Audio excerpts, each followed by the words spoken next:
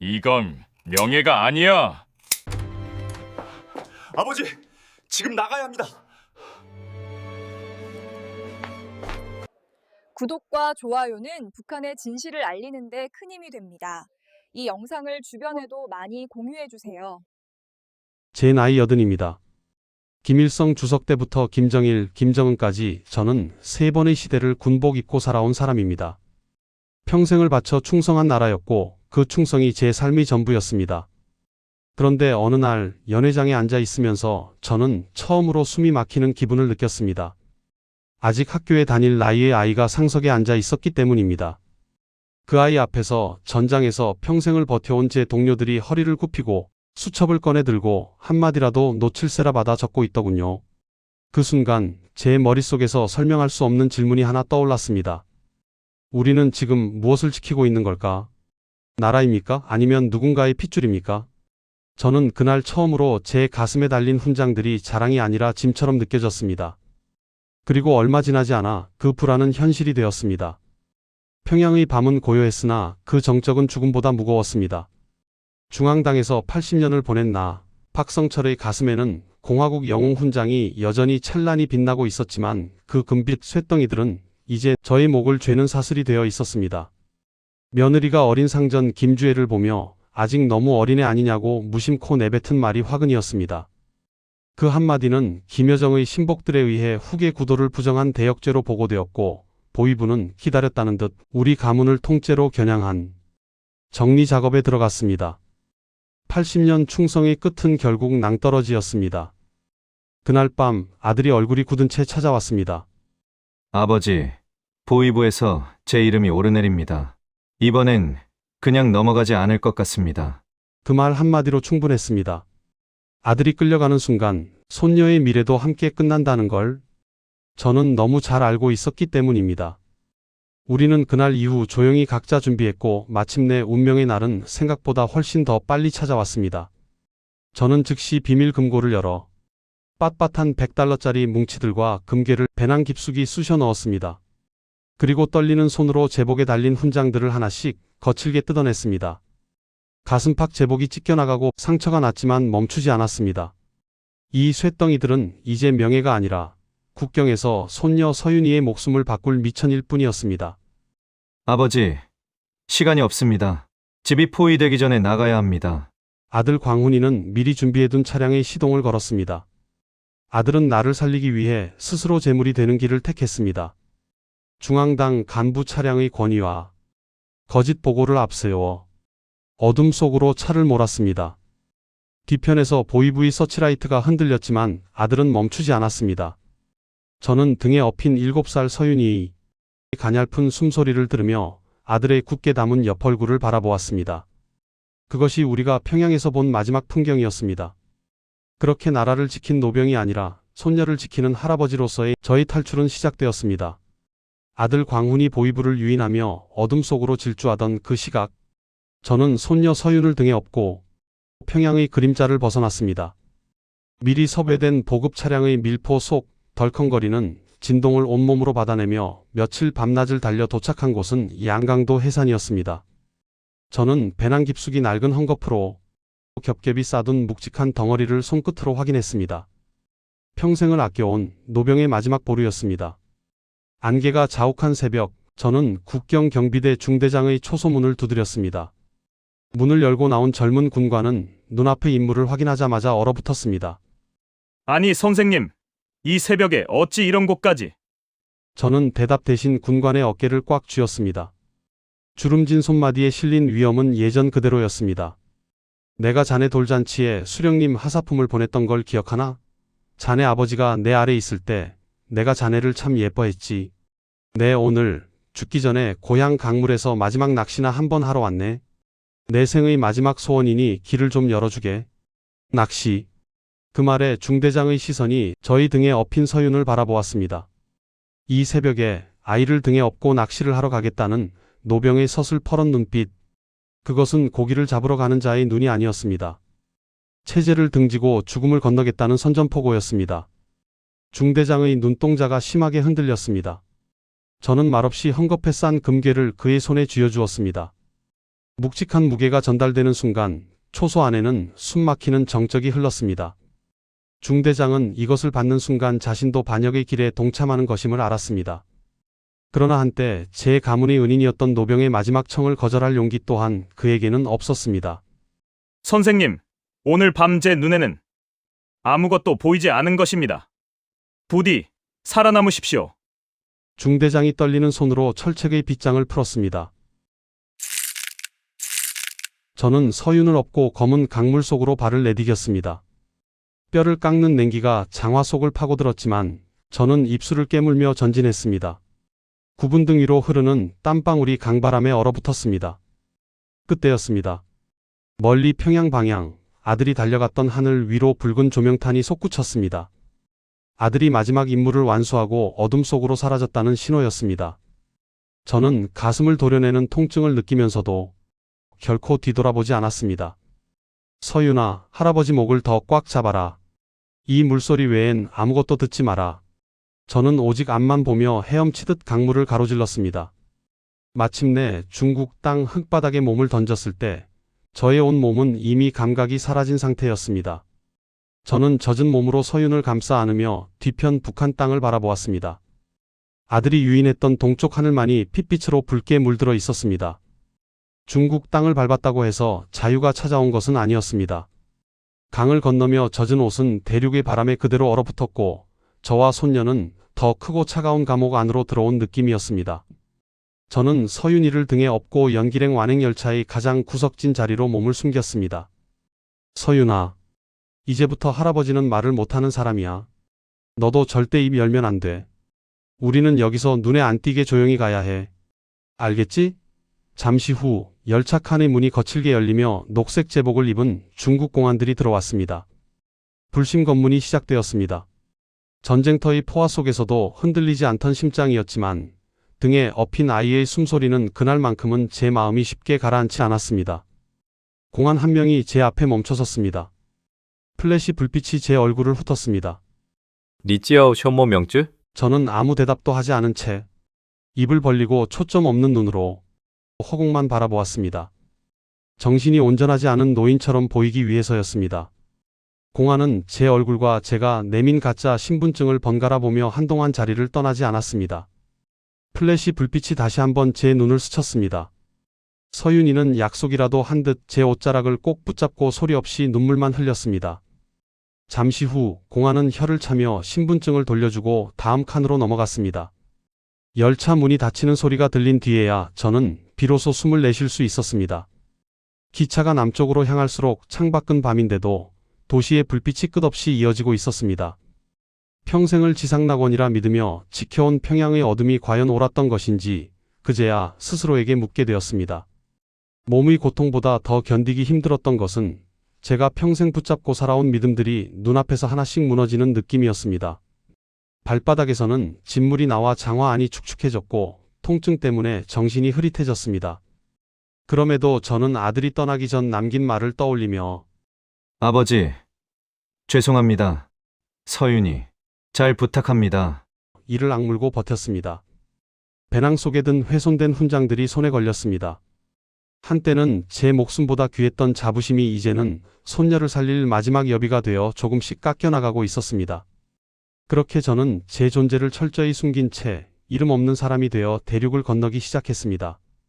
중국 남단 곤명 인근부터는 더 이상 기차도 트럭도 없었습니다.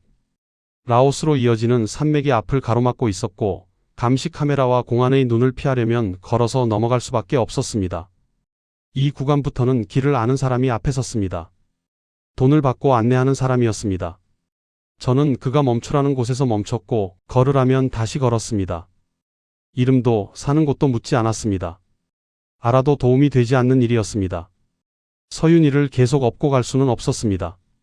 낮에는 아이 손을 잡고 걷게 했고 위험한 구간에서만 등에 업었습니다. 제 다리는 이미 말을 듣지 않고 있었습니다. 한 걸음을 떼면 무릎 안쪽에서 통증이 올라왔고 10걸음만 걸어도 잠시 멈춰 숨을 고르지 않으면 안 됐습니다.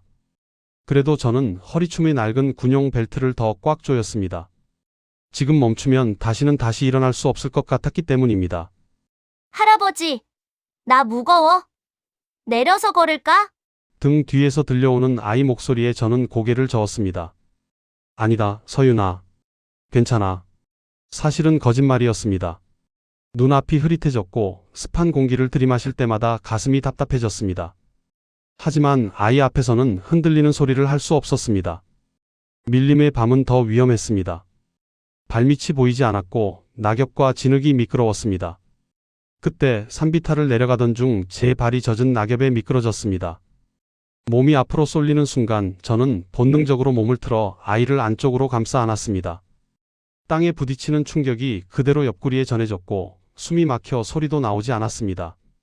할아버지! 할아버지! 피나!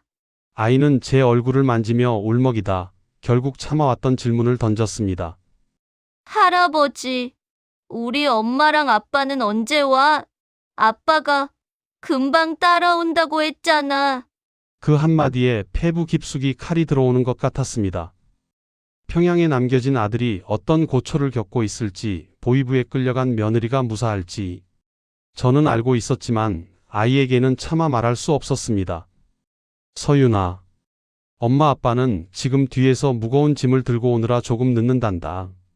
우리가 먼저 가서 기다리고 있으면 금방 달려올 거야. 제 목소리가 파르르 떨렸습니다. 7살 아이에게 건네는 이 잔인한 거짓말이 제 옆구리의 상처보다 더 아프게 심장을 찔렀습니다. 저는 아이 손을 잡고 말했습니다. 괜찮아. 다친 거 아니야. 조금 긁힌 거야. 옆구리에서는 따뜻한 것이 흘러내리는 느낌이 있었지만 아이 앞에서는 더 말하지 않았습니다. 저는 부러진 나뭇가지를 집어 지팡이처럼 짚고 다시 일어섰습니다. 한 걸음, 또 한 걸음. 넘어지지 않으려고 걷는 걸음이 아니라 멈출 수 없어서 이어가던 걸음이었습니다. 산마루에 가까워졌을 때 아래로 강줄기가 보였습니다. 저 강을 넘으면 태국 쪽으로 이어진다고 들었습니다.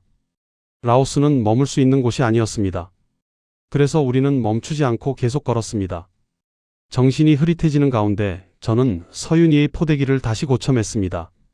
산에서 내려온 우리 앞에는 넓고 탁한 강이 흐르고 있었습니다. 강폭은 끝이 보이지 않았고 물살은 보기보다 훨씬 빨랐습니다. 길을 안내하던 사람은 강가에 숨겨진 작은 목선을 가리켰습니다. 배라고 부르기에는 초라한 나무판자였습니다. 그는 더 말하지 않았습니다. 여기까지가 그의 역할이라는 뜻이었습니다. 제 옆구리 상처는 이미 감각이 둔해져 있었습니다. 옷 안쪽이 젖어 굳어 있었지만 지금은 몸 상태를 따질 여유가 없었습니다. 이 강만 건너면 다음으로 넘어갈 수 있다는 말만이 머릿속에 남아 있었습니다. 할아버지, 우리 저기 들어가는 거야? 물속에 빠지면 어떡해? 서윤이가 제 옷자락을 붙잡았습니다. 아이 눈에는 저 강이 무섭게 보였을 겁니다. 저는 아이를 배 안쪽에 앉히고 혹시 모를 상황에 대비해 아이와 제 몸을 밧줄로 느슨하게 묶었습니다. 괜찮아. 할아버지가 옆에 있어. 노를 잡자 손바닥이 먼저 반응했습니다. 총을 쥐던 손이 이제는 노를 잡고 있었습니다. 배가 강 한가운데로 들어서자 물살이 방향을 바꾸기 시작했습니다. 거친 물살이 배 안으로 들이칠 때 서윤이는 제 품에 얼굴을 묻고 작게 중얼거렸습니다. 할아버지, 나 무서워. 엄마, 보고 싶어. 엄마, 냄새가 안 나. 저는 아이를 더 꽉 껴안았습니다. 서윤아, 눈 감으렴. 눈을 감고 엄마랑 아빠 얼굴만 생각하고 있어. 그럼 할아버지가 엄마 아빠 만날 수 있는 곳에 데려다 줄게. 거기서 우리 다 같이 만나는 거야. 아이는 대답 대신 제 손이 하얘지도록 움켜쥐었습니다. 아이도 어렴풋이 알고 있었을지 모릅니다. 이제 다시는 그 냄새를 맡을 수 없을지도 모른다는 사실을요. 그때 강 건너편에서 불빛이 움직였습니다. 서윤아, 아무 말하지 말고 가만히 있어. 저는 노를 멈추고 아이를 품에 안은 채 몸을 낮췄습니다. 차가운 물이 옆구리를 적셨지만 소리를 낼 수는 없었습니다. 불빛이 강 위를 훑고 지나가는 동안 제 머릿속에는 평양의 연회장과 제복 위에 달려있던 훈장들이 차례로 스쳐갔습니다. 그 모든 것이 지금 이 순간에는 아무 의미가 없다는 사실이 그제야 분명해졌습니다. 지금 제게 필요한 것은 체면도 충성도 아니라 이 아이의 숨소리 하나였습니다. 불빛이 멀어지자 저는 다시 노를 저었습니다. 손에 힘이 들어가지 않았지만 멈출 수는 없었습니다. 배가 강 건너편 진흙에 닿는 순간 저는 그대로 무너졌습니다. 몸이 말을 듣지 않았습니다. 할아버지, 우리 이제 괜찮아? 서윤이의 목소리에 정신이 돌아왔습니다. 아이 얼굴을 확인하고서야 저는 숨을 내쉴 수 있었습니다. 저는 아이의 머리를 한번 쓰다듬었습니다. 이제 정말 다 왔습니다. 강을 건너 태국 땅에 발을 디뎠을 때 우리를 맞이한 것은 자유가 아니라 차가운 수갑이었습니다. 자수 후 이송된 방콕의 이민국 수용소는 사람을 가득 밀어 넣은 공간이었습니다. 좁은 방 하나에 수백 명이 엉겨붙어 숨 쉬는 것조차 버거운 공기를 견뎌야 했습니다. 옆구리의 상처는 열대기후의 습기 속에서 덧나기 시작했습니다. 고열이 나고 의식이 흐릿해질 때마다 저를 깨운 것은 제 품에 파고드는 서윤이의 가냘픈 떨림이었습니다. 할아버지, 나 너무 더워. 배고파. 엄마는 언제 와? 아빠랑 같이 온다고 했잖아. 나 이제 말 잘 들을 수 있는데. 낮 동안은 씩씩하던 아이도 어둠이 내리면 영락없는 7살 어린아이였습니다. 저는 아이의 머리를 쓰다듬으며 대답 대신 마른 침만 삼켰습니다. 옆구리의 상처가 욱신거리는 것보다 아이의 이 질문에 답해줄 수 없는 제 무능함이 더 뼈아팠습니다. 서윤아, 엄마 아빠는 먼 길을 돌아오느라 조금 늦는단다. 우리가 여기서 잘 기다리면 꼭 만날 수 있을 거야. 이 거짓말이 언제까지 통할지, 대한민국에 가면 아이에게 이 이별이 영원할 수도 있다는 걸 어떻게 설명해야 할지. 어떤 날은 서윤이가 배고픔에 지쳐 울다가 갑자기 화를 내기도 했습니다.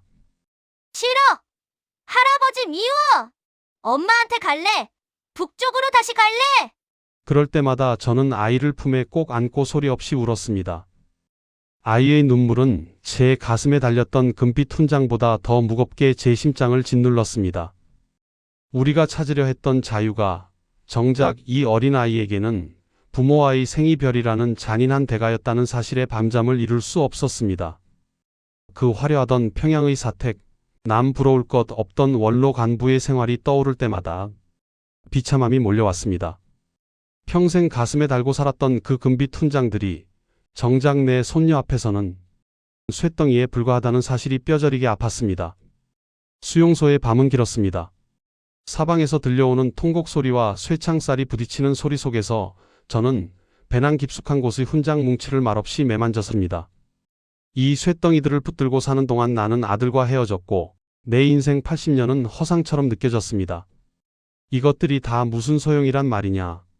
저는 어둠 속에서 훈장을 쥔 채 소리 없이 울었습니다. 그것은 조국에 대한 배신감이 아니라 80년 동안 속고 살아온 제 자신에 대한 분노였습니다. 매일같이 이름이 불리고 사람들이 하나둘 떠나갔지만 저와 서윤이의 차례는 쉽게 오지 않았습니다. 비행기 표가 나올 때까지, 그리고 신원 확인이 끝날 때까지 버텨야 하는 하루하루는 메콩강을 건널 때보다 더 고통스러웠습니다. 옆구리의 고름을 짜내며 저는 다짐했습니다. 만약 신이 있어 우리를 저 문 밖으로 나가게 해준다면 그때는 이 훈장들을 제 손으로 직접 쓰레기통에 쳐넣겠노라고. 수용소 벽면에 손톱으로 날짜를 새기며 버텼습니다. 우리는 죽음을 벗어났을 뿐 아직 자유가 아니었습니다. 태국 수용소의 어둠 속에 누워 있으면 제 마음이 완전히 꺾여버렸던 그날의 연회장이 환영처럼 떠오릅니다. 사람들은 묻겠지요.